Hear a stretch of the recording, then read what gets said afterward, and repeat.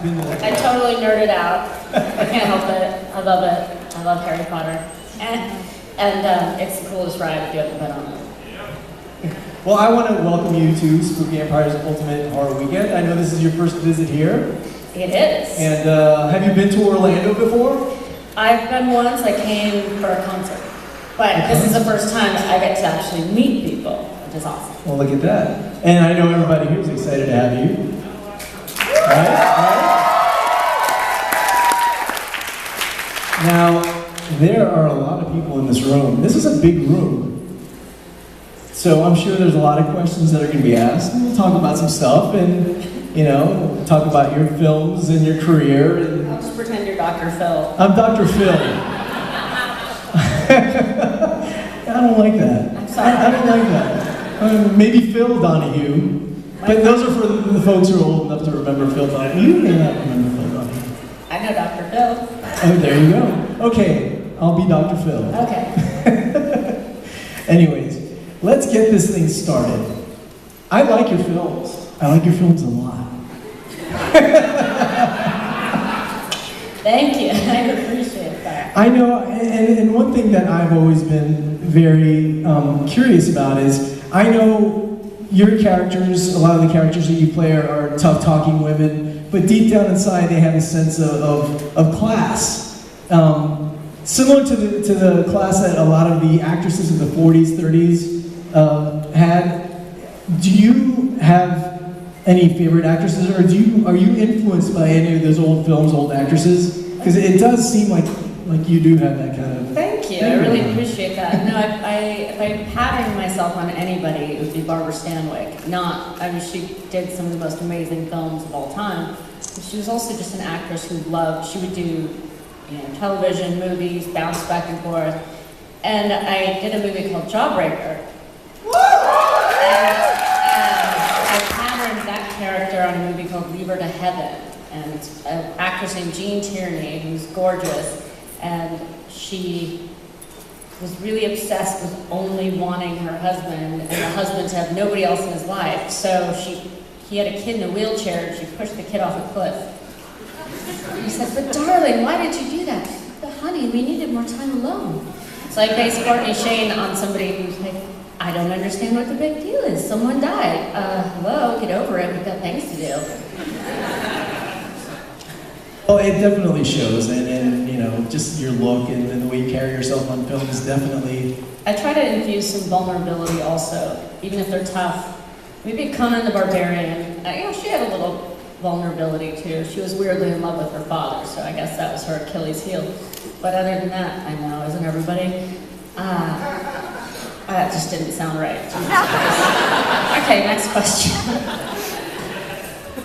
Now, you've done all kinds of films. You've done comedies, obviously, horror, drama. Do you have a preference as to which type of film you like, or is it one of those things where a film is a film? Well, each one is like its own entity. And one of the reasons I love doing Charmed was actually because I got to do drama, comedy, and action, usually within one episode. So normally it takes the whole movie to do, you could do a drama, or you do this. I would have to say I do love dramas because it kind of feels like it makes, you're doing a 14, 15-hour day, but it adds another element of kind of emotional exhaustion. But at the same time, I love being saucy and bitchy, so what are you gonna do? It's a full-time job. Was it a tough transition going from making films to doing a TV show? It was a really tough transition. I went to 10 different schools in 11 years, so I was always moved around a lot, and I was never really around the same people. So when I did that, I couldn't believe I was around the same people day in and day out for months. And it was really strange getting used to the fact that I would know what I was doing 6 months on at 6:01 a.m. It was just I actually wound up going to hypnotherapy because I started having panic attacks. And then it was awesome. And then we became a family. And I'm still friends with them, and I still see a lot of the crew and a lot of the people. So it was also, I did about 80 to 100 hours a week for 5 years. So that'll make you old for your time. Now we do have some volunteers out in the crowd with some microphones, and so we are definitely taking questions. If anybody's got anything, please raise your hand and we'll have a microphone brought to you. Please stand up and speak clearly, because sometimes it is hard to hear you up on stage. Hello. My big question is about your work in Grindhouse films. Now, in Planetary, you play a wonderful heroine, very badass, balls-to-the-wall character with no sympathy for pretty much anything. But then, in Death Proof, you turn around and play a total busy blonde. What was it like working on both those films, coinciding with each other with such a dichotomy of characters? Thank you for that question. I loved being able to do Cherry Darling and then play Pam in Death Proof, totally different. I made Cherry, I tanned my skin. I wanted her to look more ethnic, a little bit more Italian, and just kind of dark and smoldering. And then with Pam, I wanted her to look really, really angelic, so it was extra sad and her face got shattered. It was very conscious on my part to, excuse me, look very angelic, so I just wanted people to feel really bad for her. And it was really me in the car, and I did almost shatter my cheekbone, and I got a concussion, but it looked badass and was totally worth it.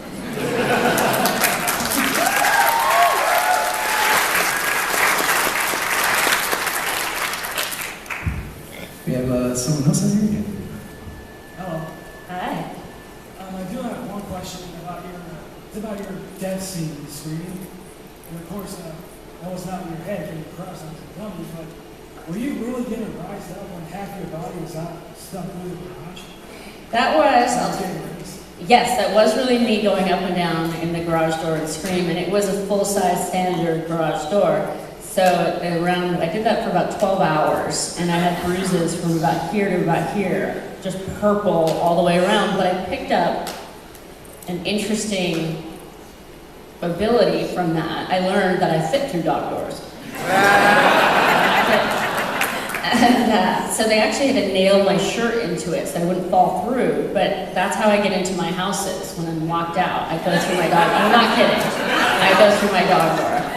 They're not really big dog doors because I'm a Boston Terrier, but I can do this weird L shape. So I live in paranoia that a 9-year-old is going to break into my house. But so far, yeah, if I've taken away anything from Scream, it's saved me a lot of calls to the locksmith.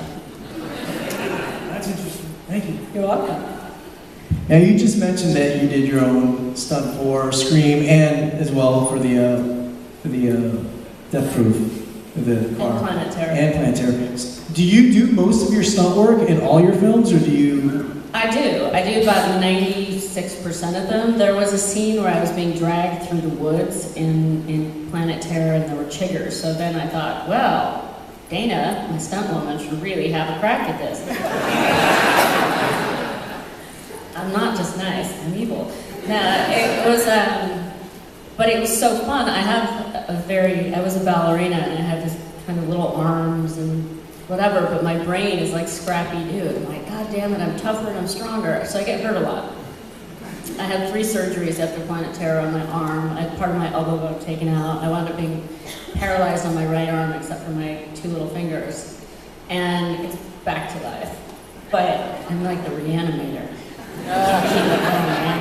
But it's so much fun, and in the moment I don't notice any physical pain because I've learned to not complain, because if you complain about anything, then the producers won't let you do it. And they treat actors, to be fair, a lot of actors are kind of wussy and whiny. Yes. To be fair, I mean, a guy's like, what? I have to wear a t-shirt, but I have to do a stunt. I'm like, have you seen what girls get to wear in films? It's nothing. So stop complaining and man the fuck up.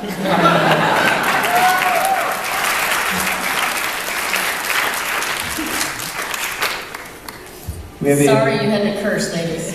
Oh, trust me, she signed for the Boondock Saints Q&A. She signed far worse. I had a really funny, Sarah Silverman hosted an award show that I was at, and she made the poor ladies do like, vagina, vagina, vagina.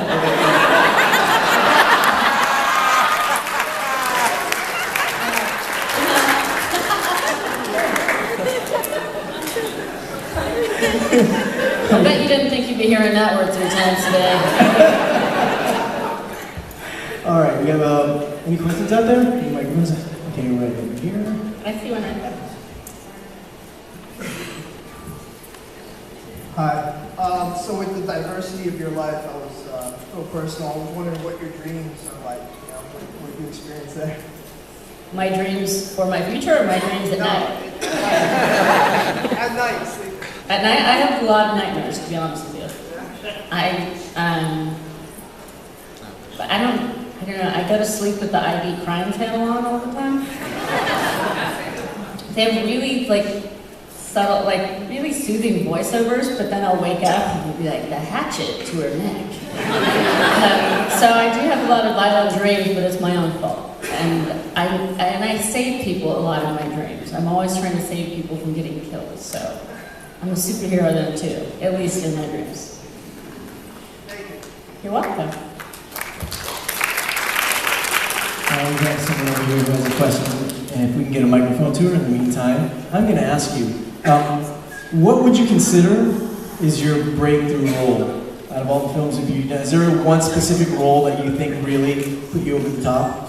It's hard to say because some of the stuff I've done, it appeals to so many different types of people. So what could be considered a breakthrough to one crowd, it would be something else. But I guess Scream. If it was,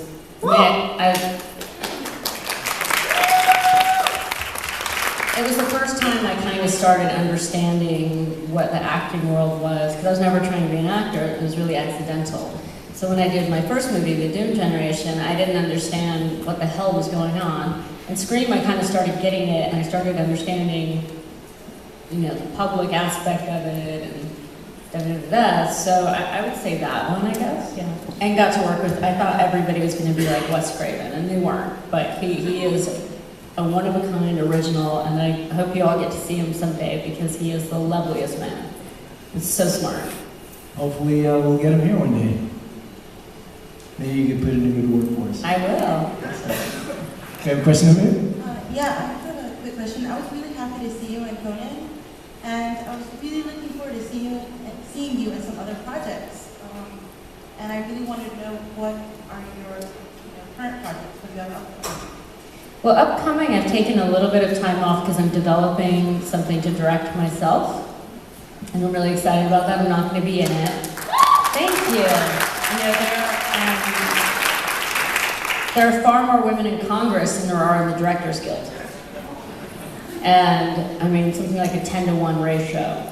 Very, very few women directors. And I've worked on sets with female directors where the actresses were really mean to them and tried to sink them. And I've never quite understood why. Obviously Catherine Bigelow's super badass. If I could pattern myself, like anybody, it would be her. I'm adapting a short story called A Good Man is Hard to Find, and it's from Flannery O'Connor's short story. It's not about a girl trying to find a man, trust me. It ends in carnage. But then I'm also going to be doing a movie in the spring in New York, and it's a dark comedy, and I play this burnout stoner. Woo! I'm looking forward to that. I'm looking forward to just sitting there and smoking and wearing some comfortable clothes. We have a question over here. Hello. When I think of the movies you've done, one that stands out as being one of the most different would be Ready to Rumble. Can you tell us about how you got involved with that? Maybe a story from the set? Well, that movie, thank you. The director had just done Varsity Blues, and so everyone was saying, oh, and I said no to it 4 times. I kept throwing the script in the trash. I was like, I'm not interested in wrestling. I don't care. And then I fished it out and read it, and it was actually really funny. It's silly. It's like slapstick humor, but slapstick can be a good time.